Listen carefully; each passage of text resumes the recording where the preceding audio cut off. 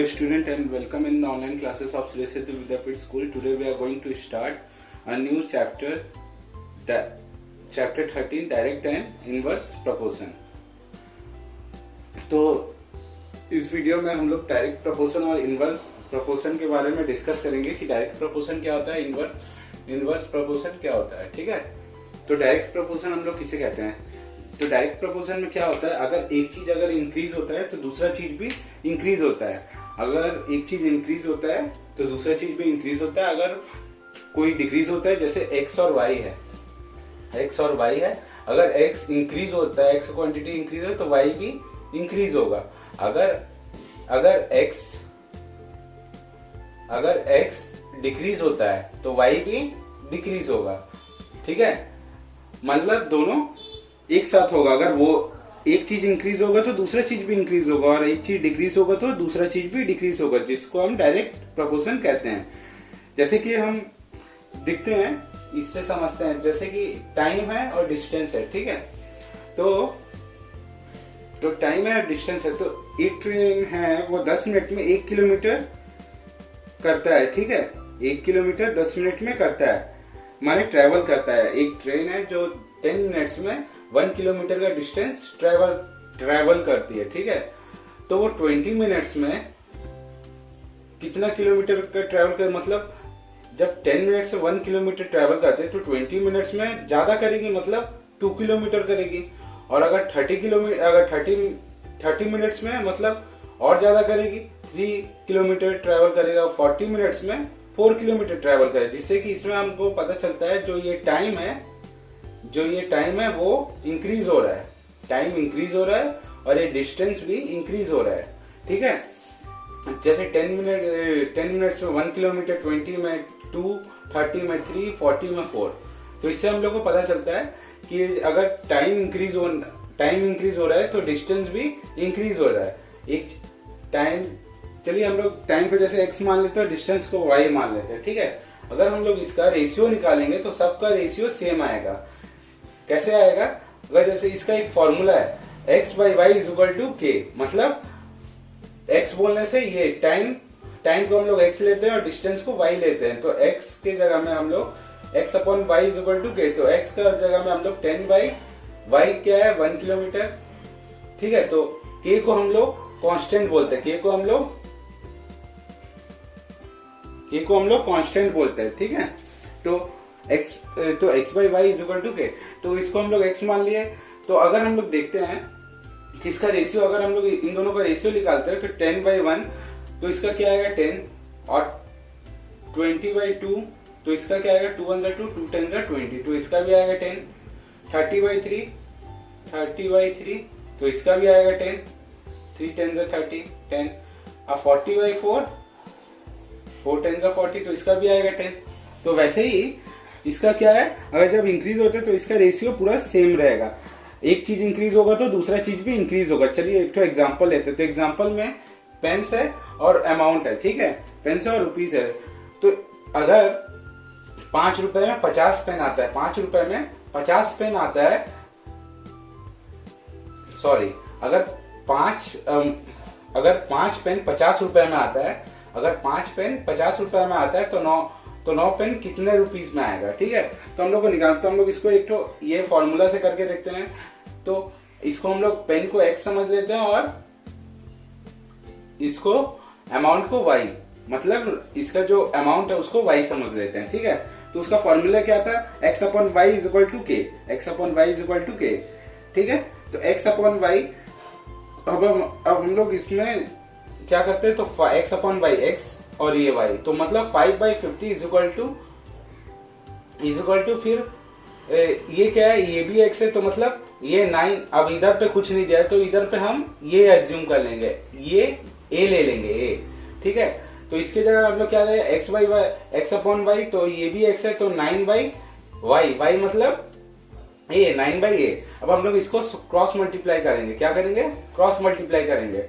तो 950 जा, तो इधर पे 5a आ गया इज इक्वल टू 50 इंटू 9 कितना आया 450, 5 9 45, तो आ गया 450 इंटू 9, तो आ गया 9 0 0, और 5 9 जा 45, तो आ गया 450। ठीक है, अब 5a इज इक्वल टू 450, तो a इज इक्वल टू क्या होगा, ये 5 यहाँ पे आ जाएगा, तो 5 1 जा 5, 5 9 जा 45, तो आ गया 90। मतलब 9 पेन का कॉस्ट कितना होगा, 90 रुपीज। तो जैसे इसमें हम लोग को देखे कि जैसे ये जो है ये इंक्रीज, ये पेन है और ये पेन का अमाउंट है, तो हम लोग को ये पहले पता करना पड़ेगा कि ये डायरेक्ट प्रोपोर्शन है कि इनडायरेक्ट। अब हम लोग यहाँ पे देखे कि जो 5 पेन है उसका अमाउंट 50 रुपीज है, और तो 9 पेन का अमाउंट कितना होगा, 9 पेन का अमाउंट मतलब ये जो 50 रुपीज है, तो ये इंक्रीज होगा। जब 5 पेन का 50 रुपीज है तो 9 पेन का कितना होगा, इंक्रीज होगा अमाउंट। तो इससे हम लोग को पता चलता है ये डायरेक्ट प्रोपोर्शन है, ये डायरेक्ट प्रोपोर्शन है। ठीक है, डायरेक्ट प्रोपोर्शन है। तो वैसे ही हम लोग को पहले पता करना पड़ेगा कि ये डायरेक्ट है कि इनडायरेक्ट है, तभी हम लोग ये वाला फॉर्मूला अप्लाई करेंगे। तो हम लोग को ये पता चल गया कि इसका जब अमाउंट इतना है तो इसका 9 पेन का अमाउंट जरूर इंक्रीज होगा, तो इसलिए हम लोग इस मेथड से किए। ठीक है, तो अब हम लोग ये हो गया डायरेक्ट प्रोपोर्शन। अब हम लोग आते हैं इनडायरेक्ट प्रोपोर्शन में। तो इनडायरेक्ट प्रोपोर्शन क्या होता है, इनडायरेक्ट प्रोपोर्शन क्या होता है, जैसे इसमें हमने देखा कि एक चीज जैसे x और y, अगर एक चीज इंक्रीज होता है तो दूसरा चीज भी इंक्रीज होता है, पर इनडायरेक्ट में ऐसा नहीं होता है। इनडायरेक्ट में क्या होता है, एक चीज अगर इंक्रीज होता है तो दूसरा चीज डिक्रीज होगा, अगर एक चीज डिक्रीज होता है तो दूसरा चीज इंक्रीज होगा, मतलब इनवर्स रिलेशन। ठीक है, इनवर्स रिलेशन होता है इसमें, इनवर्स प्रोपोर्शन होता है। अगर एक चीज इंक्रीज होगा तो दूसरा चीज डिक्रीज होगा, एक चीज डिक्रीज होगा तो दूसरा चीज इंक्रीज होगा। चलिए हम लोग अब इससे समझते हैं। तो इसमें क्या है, चिल्ड्रंस है और नंबर ऑफ चॉकलेट्स है। ठीक है, तो हम लोग के पास 20 चॉकलेट्स है। टोटल कितने चॉकलेट्स है, 20 चॉकलेट्स है। अब हम लोग के पास पहले 20 चिल्ड्रंस है, तो हम लोग सबको 20 चॉकलेट्स अगर डिस्ट्रीब्यूट करेंगे, अगर हम लोग 20 चॉकलेट्स डिस्ट्रीब्यूट करेंगे तो सबको कितना चॉकलेट्स मिलेगा, 1 चॉकलेट्स करके मिलेगा। कितना करके मिलेगा, 1 चॉकलेट्स पर हेड करके मिलेगा। अगर हमारे पास 10 स्टूडेंट्स है और हम लोग को कितना चॉकलेट डिस्ट्रीब्यूट करना है, 20 चॉकलेट्स, तो हम लोग को मतलब एक जन को कितना करके देना पड़ेगा, 2 चॉकलेट्स करके देना पड़ेगा। कितना करके देना पड़ेगा, 2 चॉकलेट्स करके देना पड़ेगा। ठीक है, तो हम लोग को कितना करके 2 चॉकलेट्स करके देना पड़ेगा। अब हम लोग देख रहे हैं कि हम लोग के पास सिर्फ 5 स्टूडेंट्स है और हम लोग को 20 चॉकलेट्स देना है, तो हम लोग एक जन को कितना करके देंगे, 4 चॉकलेट्स करके देंगे। ठीक है, कितना करके चॉकलेट्स करके देंगे, 4 चॉकलेट्स करके देंगे। तो अब हम लोग के पास सिर्फ 2 स्टूडेंट्स रहेंगे और हम लोग के पास चॉकलेट्स कितने, 20, तो हम लोग एक जन को कितना करके देंगे, 10 चॉकलेट्स करके देंगे। और वैसे ही लास्ट में अगर हम लोग के पास 1 स्टूडेंट रह गया है तो हम लोग को उसको 20 चॉकलेट्स डिस्ट्रीब्यूट करना है, तो हम लोग कैसे करेंगे, उसी को पूरा चॉकलेट्स दे देंगे क्योंकि एक ही स्टूडेंट्स है। तो इसमें एक फॉर्मूला आता है कि x इंटू, ये सोचो x है और ये वाला y है, तो हम लोग इसमें एक फॉर्मूला आता है x into y is equal to k, x into y is equal to k. तो ये x है, एक y है। मतलब अब हम लोग देख रहे हैं कि अगर हम लोग 20 इंटू 1 करेंगे तो कितना आएगा, 20। अब हम लोग 10 इंटू कितना है, 2, कितना आएगा, 20। अब हम लोग 5 इंटू 4 आएगा 20, 2 इंटू 10 आएगा 20, 1 इंटू 10 आएगा 20। तो हम लोग इसमें क्या देख रहे हैं कि हम लोग x और y इंटू होते हैं, मतलब x और y into is equal to x into y is equal to k। तो इसमें ये होता है। ठीक है, तो इसमें हम लोग को देखने से पता चल जाता है कि अगर देखो अगर 20 चॉकलेट्स है, अभी यहाँ पे 20 चॉकलेट्स है, तो हम लोग इसको एक चॉकलेट करके दिए सब 20 स्टूडेंट को। हम लोग के पास सिर्फ 10 चॉकलेट्स है, मतलब यहाँ पे जो चिल्ड्रंस है वो क्या हो रहा है, डिक्रीज हो रहा है। वो चिल्ड्रंस जो है वो डिक्रीज हो रहा है और यहाँ पे चॉकलेट्स का जो क्वांटिटी है वो इंक्रीज हो रहा है, चिल्ड्रंस का जो क्वांटिटी है वो डिक्रीज हो रही है। जितने कम चिल्ड्रंस उतना ज्यादा चॉकलेट्स। मतलब अगर 20 चिल्ड्रंस है तो सबको को एक चॉकलेट मिलेगा, 10 चिल्ड्रंस है तो क्वांटिटी इंक्रीज होके 2 हो गया। अगर वही 5 चिल्ड्रंस है तो क्वांटिटी और इंक्रीज होके 4 हो गया। ठीक है, तो इसमें क्या हो रहा है, चिल्ड्रन डिक्रीज हो रहा है और क्वांटिटी इंक्रीज हो रहा है। ठीक है, इनडायरेक्ट प्रोपोर्शन में क्या हो रहा है, चिल्ड्रन डिक्रीज हो रहा है और क्वांटिटीज, चॉकलेट्स का जो क्वांटिटीज है वो इंक्रीज हो रहा है। ठीक है, तो हम लोग इसको क्या फॉर्मूला है, x into y is equal to k. तो अब हम लोग एक एग्जांपल लेके स्पीड और ट्रेन। ठीक है, तो अब हम ट्रेन क्या है, तो ट्रेन क्या है कि वो 60 60 किलोमीटर पर आवर का स्पीड से चल रही है। कितना देर में? 2 आवर्स में। ठीक है, वो 2 आवर्स में 60 किलोमीटर पर आवर का स्पीड में चल रही है। ठीक है, तो अब 80 किलोमीटर का स्पीड में वो कितना आवर्स में जाएगी, मतलब यहाँ पे हम लोग देख रहे हैं कि स्पीड जो है वो इंक्रीज हो रहा है। ठीक है, अब अगर हम लोग सोचो, अगर हम लोग दौड़ रहे हैं 60 किलोमीटर का, अगर हम लोग 60 किलोमीटर का स्पीड से दौड़ रहे हैं तो हम लोग को जाने में कितना देर लग रहा है? 2 आवर्स लग रहा है। ठीक है, 2 आवर्स में हम लोग 60 किलोमीटर दौड़ पा रहे हैं, तो हम लोग 80 किलोमीटर कितना देर में दौड़ पाएंगे? सॉरी, अगर हम लोग स्पीड्स जो है, अगर एक ट्रेन है वो 60 किलोमीटर पर आवर का स्पीड में चल रही है, तो उसको टाइम कितना लग रहा है? 2 आवर्स लग रहा है। ठीक है, पहुंचने में।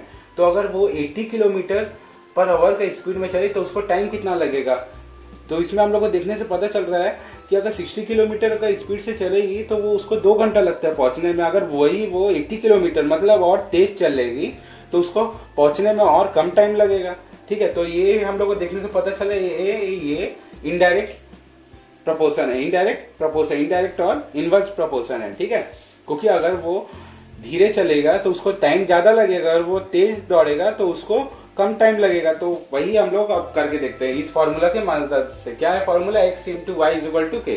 तो इसको हम लोग x ले लेते हैं और इसको हम लोग y ले लेते हैं। ठीक है, तो हम लोग 60 इंटू 2 करेंगे। x अब क्या है? x into y. अब ये x है, ये y है, तो 60 इंटू 2। तो 60 इंटू 2 कितना आएगा? 6 2 12। 60 इंटू 2 इज इक्वल टू अब 80 इंटू, अब इसकी जगह में हम लोग a एज्यूम कर लेंगे, तो 80 इंटू a ले लेंगे। ठीक है, तो अब हम लोग इसको सॉल्व करेंगे। क्या करेंगे? 60 इंटू 2, तो 60 इंटू 2 कितना होगा? 120 होगा, is equal to 80 into a, 80a होगा। ठीक है, तो 120 y, अब ये 80 है तो इसको इधर लेके आ जाए, 120 बाई 80। अब ये 0 और 0 कैंसिल हो जाएगा, 0 और 0 कैंसिल हो जाए। अब इसको हम लोग 2 का टेबल से कटते हैं। 2 4 जा 8, 2 4 जा 8 और 2 6 जा 12। अब फिर से 2 का टेबल से कटो, 2 2 जा 4, 2 3 जा 6। अब आया 3/2। अब हम लोग को a का वैल्यू कितना है? 3/2। अगर हम लोग इसको फ्रैक्शन फॉर्म में लिखेंगे, अगर हम लोग इसको फ्रैक्शन, देखो अगर हम लोग इसको डिवाइड करेंगे तो 2 1 जा 2, तो रिमाइंडर कितना बचा? 1। तो 2 1 1/2 मतलब 1.5 आवर्स लगता है। मतलब अगर उसको 80 किलोमीटर, अगर 80 किलोमीटर पर आवर का स्पीड से चलेगा तो उसको कितना घंटा लगेगा? कितना घंटा लगेगा? 1.5 आवर्स लगेगा। तो क्योंकि वो अभी 20 किलोमीटर और तेज भागने लग गया। पहले 60 किलोमीटर का स्पीड से जा रहा था तो उसको 2 आवर्स लग रहे थे, अभी उसको 80 किलोमीटर के स्पीड से जा रहा है तो उसको कितना आवर्स लग रहे हैं? 1.5 आवर्स। तो इसी से रिलेटेड क्वेश्चन आपके चैप्टर्स, आपके एक्सरसाइज में रहेगा। तो इसी के साथ ये इंट्रोडक्शन वीडियो खत्म होता है। ठीक है।